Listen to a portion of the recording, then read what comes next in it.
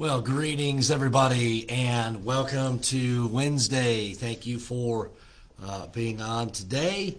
Look forward to getting into the Word of God this morning. Hope that it'll be a blessing to you and an encouragement to you. We've had just a wonderful week for our conference here, having the Ashleys with us, and our When Life Hurts conference had another wonderful night last night, and just so encouraging. And hopefully you've been able to check in for our services live or on Facebook there. And man, it has just been encouraging. And we've got one more night of our conference. That'll be tonight at 6 o'clock. So I would encourage you, if you can make it, be here 6 o'clock tonight. We'll have a light fellowship afterwards once again, and so please be planning on that, all right? And so it'll be a wonderful time together in the Lord's house this evening, 6 o'clock. All right, and then we've got kind of a busy weekend. Let me kind of give you the rundown if I can. I know it's Wednesday. We're not quite there yet, but just want to get you thinking about it. Saturday, men, we have our breakfast at 8 o'clock. So if you can be here, would love to have you out for that 8 o'clock. And that'll be right here at the church. And then Sunday, we've got our Memorial Day picnic, an afternoon service, a cornhole tournament. We'll be grilling out, all that good stuff.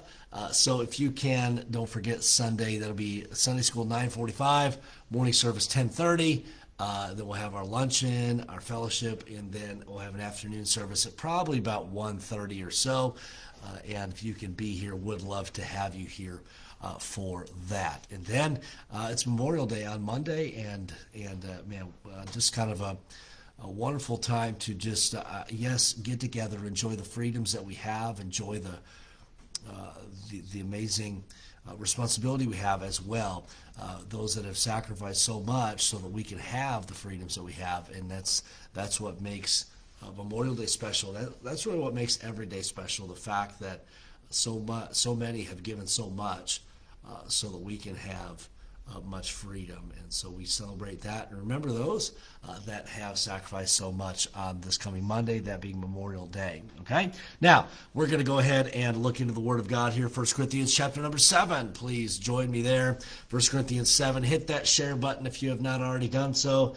That way others can know that we are live. All right, 1 Corinthians chapter 7, verse number 25. Remember, as we go back to the beginning of chapter number 7, the church at Corinth had written the Apostle Paul about some problems and some issues. Paul addresses that in verse number 2. He says, nevertheless, to avoid fornication, in verse number 2. And Paul had said in verse number 1, it is not good for a man to touch a woman. Then he says to avoid fornication. He speaks to marriage. He speaks to divorce. He speaks to just the appropriateness within relationships and all that. And now let's look at verse number 25. It says, now concerning virgins, I have no commandment of the Lord, yet I give my commandment as one that hath obtained mercy of the Lord to be faithful. And Paul says, in regards to virgins, he has no commandment, but as yet he gives his judgment, and I like what he says here, as one that obtained mercy. Paul has obtained mercy. That one that hath obtained mercy of the Lord to be faithful. And no matter the stage in life, we ought to remain faithful. We need to remain faithful to the Lord, remain faithful to His Word. And just kind of a word, just to throw this out there, Paul here says he has no commandment of the Lord in regards to virgins, in regards to their role and so on. And some things in the Bible, we might come in contact with something today and say, well, that's not mentioned in the Bible, that's not mentioned in the Bible. And what Paul says about those things that there is no commandment upon, he says, be faithful. Be faithful to what? To the principles, the teaching, the doctrine, according to the Word of God. And he says to be faithful. Verse 26, he says, I suppose, therefore, that this is good. For the present distress, I say that it is good for a man so to be. Art thou bound unto a wife? Seek not to be loosed. Art thou loosed from a wife? Seek not a wife. But, and if thou marry, thou hast not sinned, and if a virgin marry, she hath not sinned. Nevertheless, such shall have trouble in the flesh, but I spare you. And Paul really he's speaking to the unmarried and the married. He says here, you're not wrong either way. The unmarried, they're not sinning. The married, they're not sinning. But he does say this. He kind of speaks to the reality of marriage. He says right in the middle of verse 28, nevertheless, such shall have trouble in the flesh, but I spare you. He says in marriage there is difficulty. There is conflict. And he says, you're joining together with somebody. He says, but I spare you. Paul himself, not being married, did not have to deal with the issues sometimes that come along with being married. And Paul is not saying that marriage is not appropriate, it's not good. He's not saying it. He's just speaking the reality. You've got two imperfect people joined together in marriage. There sometimes is some conflict, okay? And Paul's speaking to that. Verse 29, but this I say, brethren, the time is short. It remaineth that both they that have wives be as though they had none. And let's look at verse 30. And they that weep as though they wept not, and they that rejoice as though they rejoice not, and they that buy as though they possess not, and they that use this world are not abusing it, for the fashion of this world passeth away. Paul says here, he says time is short, and our time together with your spouse is short. And noting that death does come to us all, he says, but this I say, verse 29, brethren, time is short, and it remaineth that both they that have wives be as though they had none. And speaking to the sadness that comes when you lose a spouse, when you lose a loved one, and he says, rejoice as though they rejoice not, weep as though they wept not, and so on. And he's just saying this, that there is some heartache that comes with being married. Losing a loved one is a difficult thing. And losing a spouse, somebody that you spent so much time with, you've lived life with, is very hard and very difficult, and very hard to, not that you get over it, but it's hard to wrap your mind around. It's hard to keep on when you lose that spouse. Look at verse number 32. But I would have you without carefulness. He that is unmarried careth for the things that belong to the Lord, how he may please the Lord. But he that is married careth for the things that are of the world, how he may please his wife. And so we see Paul almost says this in regards to marriage, that it is a bit of a distraction from totally belonging to the Lord. And I guess we could say that. It sounds rather harsh that marriage is a distraction, but we would say this, that it is marriage can limit because of the responsibilities of the home, but there is a great opportunity to serve the Lord together and uniquely minister to people's needs that maybe an unmarried could not do. But Paul is saying here that he is able to completely focus on the Lord, his relationship with the Lord, and living for the Lord, because he does not have that significant other, that spouse that may, and don't take this the wrong way, that may limit his opportunities in ministry. And don't take that the wrong way. That's not a negative. I don't want that to come across as a negative, but the reality is that marriage does take some work, it does take some time, and our first ministry is to our spouse and to our family.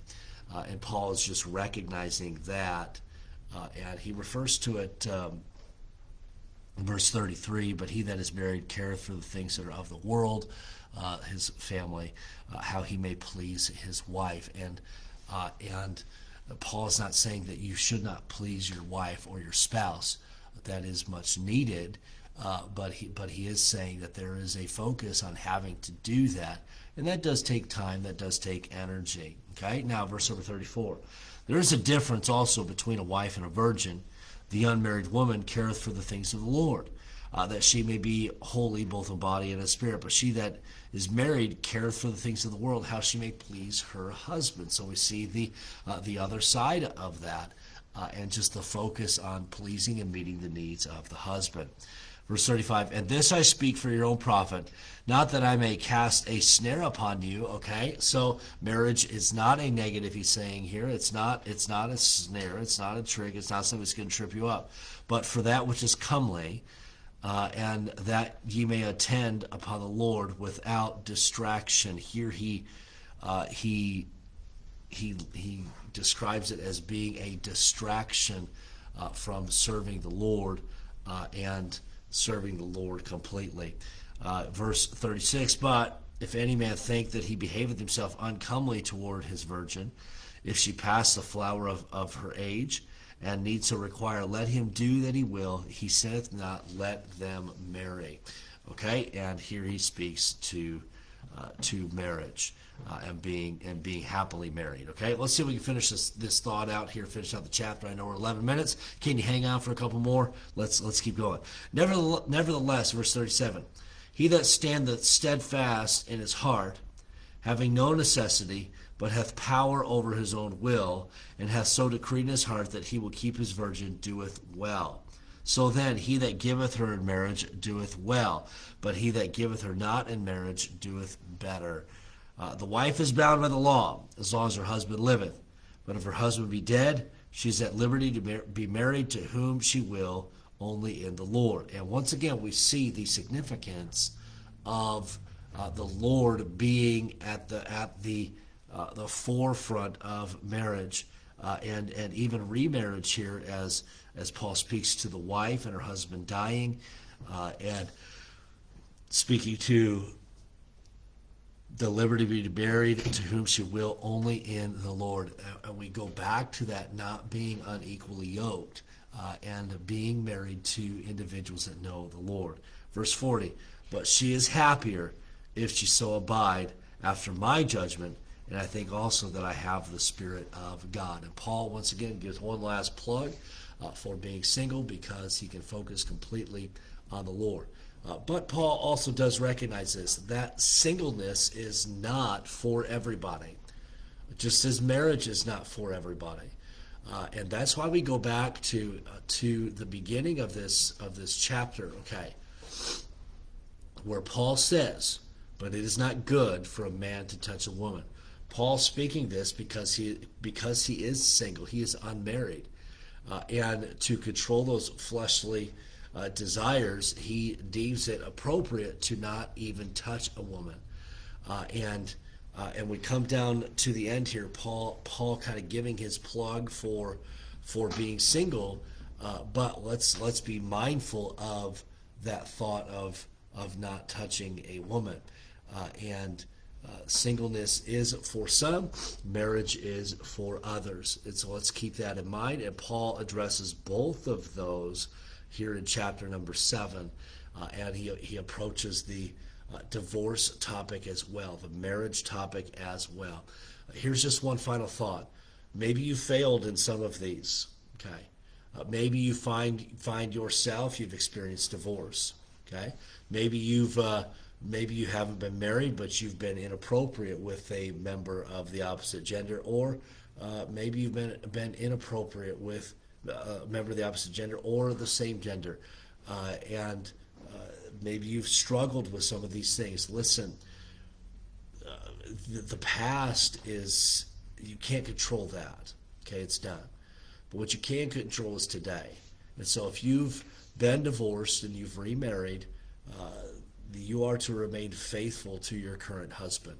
Okay, and don't allow the mistakes of the past to continue to beat you up. And then maybe you've been inappropriate in regards to touching, and you've been involved physically with somebody. Once again, What's in the past cannot be changed. Okay, and what you need to do is you need a purpose in your life and in your heart that you will not be physically involved with somebody until marriage, and you can't change the decisions of the past. I'm sorry, but you also cannot continue to beat yourself up for the decisions of the past. Okay, and then maybe you're watching and listening, and maybe you have lost your spouse, and maybe you are a widow or a widower. I cannot begin to imagine the hurt that you have experienced and continue to experience every day. But know this, God may be calling you maybe to remain single the rest of your life, and that is not a downer. It can be difficult, but you know it gives you opportunity to focus on the Lord, and maybe God has somebody for you down the road. That may be a very real possibility, but I would encourage you to focus on Jesus until that time comes. If it does come, may Jesus be at the forefront of your life, and may that be your focus. And if God has somebody out there for you, he will bring that individual into your life. But focus on the Lord. And then, no matter what your stages in life, be content. Be content with where God has you in regards to your relationships or your lack thereof. Be content and just trust God and live for the Lord each and every day. Okay? All right, we're going to end there, finishing up chapter number 7. We'll begin chapter number 8 tomorrow, and look forward to that time together. Don't forget service tonight at 6 o'clock. We'd love to have you out, our final night of our conference, and I know it'll be a blessing to you. It has been so good this week, so be sure and be out tonight if you can. All right, now let's greet those who have commented live here today. Brian and Cindy, good morning to you. Have an awesome day. Cliff and Karen, good morning to you both as well. Ingrid, good morning to you. Love you. Have a great day. Paula, good morning. And I echo what you say there. It has been an awesome week. So encouraging, so thought-provoking as well as challenging, and we've been given some great tools as well. Jean, good morning to you as well. Have a wonderful day. David, good morning. And Charlie and Marcia, good morning. Have a great, great day. All right, Lord bless you all. Lord willing, we'll see you tonight. And if not tonight, we'll touch base tomorrow morning. Have a great day, everybody.